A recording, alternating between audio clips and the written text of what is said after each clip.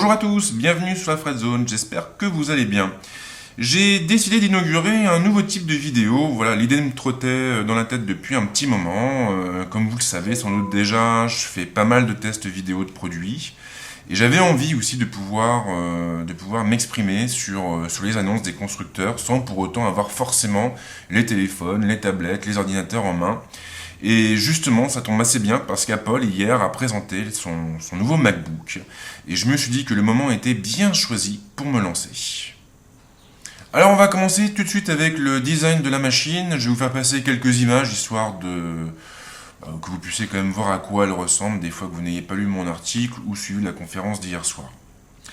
Donc déjà, en termes de finition, en termes d'esthétique, on est vraiment sur quelque chose de très proche du MacBook Air. On retrouve la même logique esthétique, une coque en métal, des finitions qui sont vraiment très très soignées. Mais Apple a été un peu plus loin puisque les dimensions du MacBook sont réduites, ne serait-ce qu'au niveau de l'épaisseur de sa coque, puisque celle-ci ne dépasse pas les 0,35 cm pour le point le plus fin et les 1,31 cm pour le point le plus épais. Donc c'est très très impressionnant sur le plan technique. Même chose pour le poids qui est fixé à 0,92 kg et donc à 920 g. Alors ça n'a l'air de rien, c'est vrai qu'il n'y a pas de grosse différence avec le MacBook Air. Mais voilà quoi, 800 grammes, oui, ça peut compter quand vous voyagez beaucoup, ça peut compter quand vous couvrez des salons. Quand vous arrivez au bout de 2-3 jours de salon et que vous avez dû vous trimballer avec l'Ultrabook, le Reflex, les chargeurs, les disques durs, bah ouais, les 800 grammes de différence, vous les sentez clairement. Sinon, alors il y a un autre point qui est assez intéressant, c'est que le MacBook Air se décline en 3 coloris distincts, exactement comme les iPhones et les iPads. On va pouvoir le prendre en silver, en gris sidéral et en or. Donc ça, c'est assez rigolo. En même temps, voilà, les rumeurs faisaient état de ces coloris depuis plusieurs semaines. Et oui, il y a quand même un détail qui est intéressant, qui est important, c'est que le logo de la marque n'est plus translucide, n'est plus lumineux.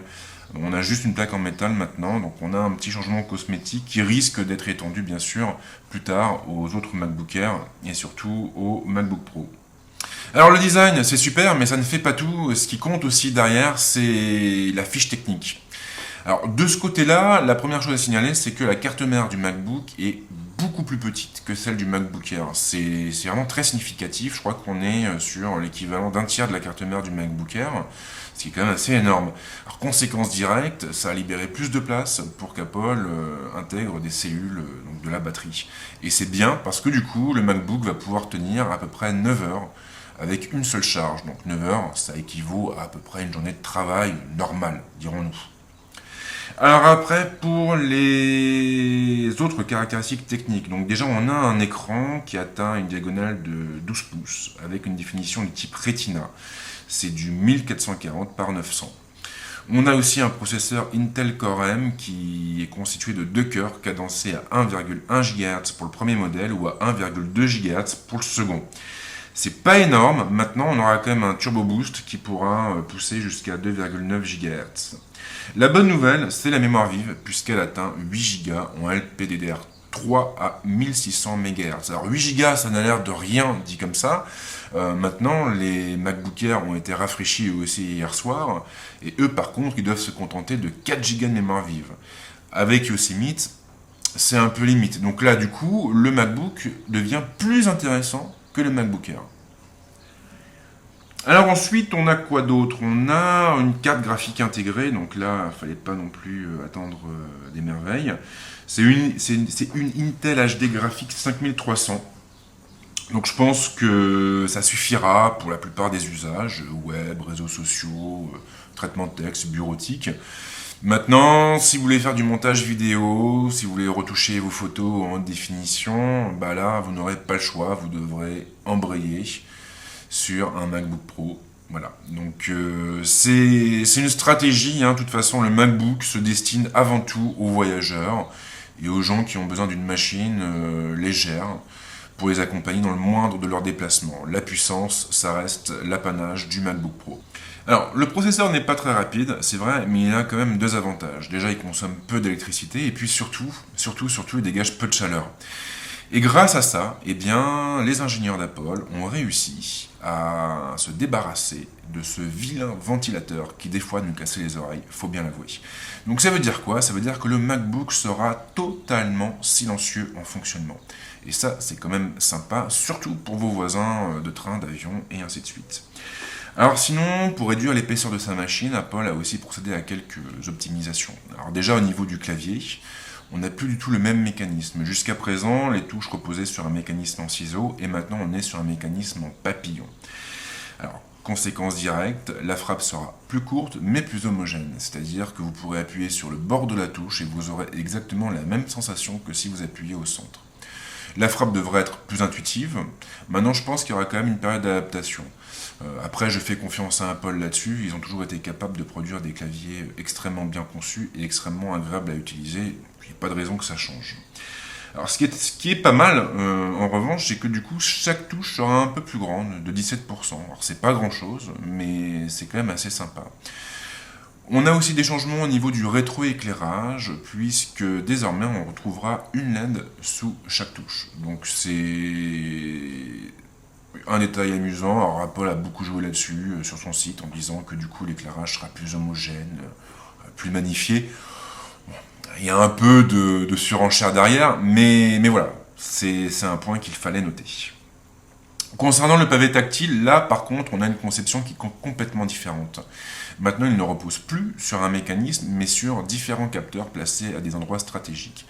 Ça veut dire quoi? Ça veut dire qu'on n'aura plus la sensation de l'enfoncer dans la carlingue de la machine. Alors, rassurez-vous quand même, parce qu'Apple a intégré un moteur de retour haptique pour donner l'impression qu'il se passe quelque chose quand on appuiera sur le pavé. Ce qui est bien, en revanche, c'est que du coup, le pavé va être capable de déterminer avec précision la pression exercée par nos doigts. Et ça va se traduire avec pas mal de changements et d'optimisation du côté d'OS X. L'exemple qui a été donné, c'est celui de la fonction coup d'œil. À l'heure actuelle, quand vous voulez prévisualiser une image, vous devez d'abord la sélectionner, et puis ensuite appuyer sur la touche espace de votre clavier. Maintenant, vous n'aurez plus besoin de faire ça. Pour la sélectionner, il faudra juste appuyer une fois simplement sur le pavé tactile. Mais si vous enfoncez de façon un peu plus soutenue, si vous appuyez de façon plus soutenue, là, vous pourrez déclencher la fonction coup d'œil. Il y aura plein d'autres fonctions de ce type-là, et je trouve que c'est assez sympa, parce qu'on devrait pouvoir interagir de façon un peu différente avec l'OS. Alors bien sûr, je ne vais pas vous donner de verdict parce que j'ai pas eu l'occasion de manipuler la machine, je l'ai même pas vue en vrai, donc ce serait vraiment discuter sur des queues de cerise. Mais voilà, ce qu'on peut au moins signaler, c'est qu'on est vraiment sur un positionnement qui est très particulier. Le MacBook vise vraiment le voyageur, et ça se ressent dans le moindre détail. Ça se ressent sur l'aspect esthétique, puisque la machine est quand même plus légère et plus compacte que le MacBook Air. Ça se ressent aussi sur sa fiche technique, parce qu'on n'a pas un gros processeur, on n'a pas non plus un gros GPU. Et ça se ressent aussi sur sa connectique. J'en ai pas parlé jusqu'à présent, mais sur le MacBook, on aura un seul et unique port. Je dis bien un seul. Un port unique qui servira à tout. Qui servira à recharger la machine, qui servira à la brancher à un écran externe, qui servira à la brancher à un disque dur externe, qui servira aussi à la brancher à une clé USB. Donc on a un seul port, c'est un port USB de type C, et ça veut dire que derrière, l'utilisateur va devoir acheter des câbles, des adaptateurs. Donc là, il y en aura à tous les prix. J'ai vu qu'il y avait, je crois, un câble USB qui était proposé à 29 €, quelque chose comme ça. J'ai vu aussi un câble VGA qui était proposé à 89 €. C'est cher, maintenant, c'est de l'Apple. Et Apple n'a jamais hésité à gonfler ses prix. Donc voilà, ça fait partie du jeu. Ils sont sur un segment luxe. C'est aussi ce qui a permis à la marque de briller, ce qui a permis à la marque de trouver sa place sur le marché. Si Apple s'est différencié de ses concurrents, c'est aussi grâce à ça. Maintenant la plupart des critiques portaient justement sur le fait qu'il n'y avait qu'un seul port, et les gens se disaient, mais comment je vais faire, moi, si j'ai besoin de connecter tout mon attirail?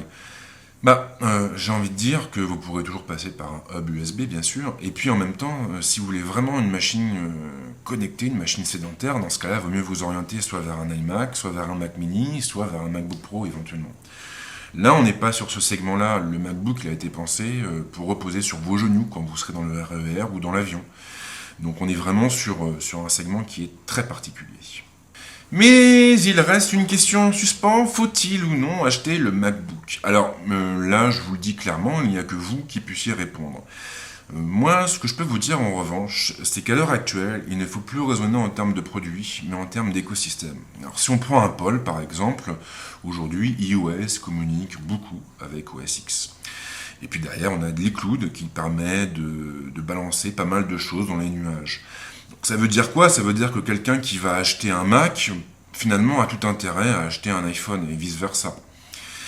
Même chose, quelqu'un qui a un Mac et un iPhone, vaut mieux qu'il prenne de l'iCloud, ou de l'iCloud, plutôt que du Dropbox. Ce serait plus judicieux, du moins de mon point de vue. Après, si vous êtes déjà bien équipé, si vous avez un iMac par exemple, si vous avez un iPhone, si vous avez besoin d'une machine nomade, là clairement, je pense que le MacBook, c'est la meilleure option que vous puissiez trouver à l'heure actuelle.